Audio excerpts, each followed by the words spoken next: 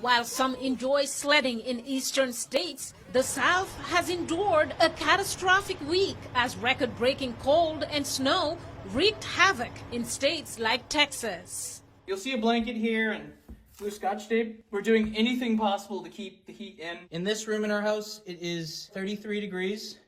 Texas usually has mild winter weather, so many residents are dismayed their state was not better prepared for the frigid onslaught, blamed for at least 24 deaths. The storm has also caused interruptions in the water supply. It's pretty bad that, as Texans, we just can't prepare for cold. In every other part of the country, this would have not been even an issue. We got all the blankets out. We tried to all sleep together to keep us warm, come to the cars to keep our phones charged. And then today when we got up, there was no water. With water, heat, and electrical shortages, some residents are finding other ways to get water and keep warm. Greg Murphy of Houston stood outside a propane dealer waiting to fill his tanks. He says he's using his grill as a portable heat source and has no way else to cook as long as the electricity remains out.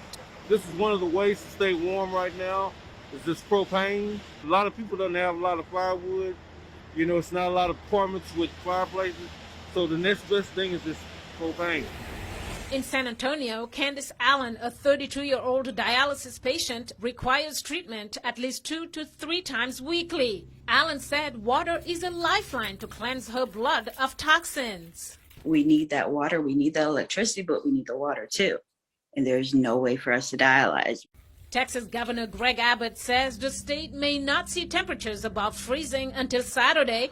He told reporters that every source of power in the state has been compromised. Whether it be renewable power such as wind or solar, but also, as I mentioned today, access to coal generated power, access to gas generated power also have been compromised, whether it be with regard to systems freezing up or equipment failures. The state's power grid manager, the Electric Reliability Council of Texas, said electricity had been restored to 600,000 homes and businesses by Tuesday night and hoped many customers will see at least partial service restored by later Wednesday or Thursday. Our team and FEMA continue to monitor the situation in Texas. Meanwhile, White House Press Secretary Jen Psaki says the Federal Emergency Management Agency is supplying Texas with generators and diesel, as well as water, blankets, and other supplies. Mariama Diallo, VOA News.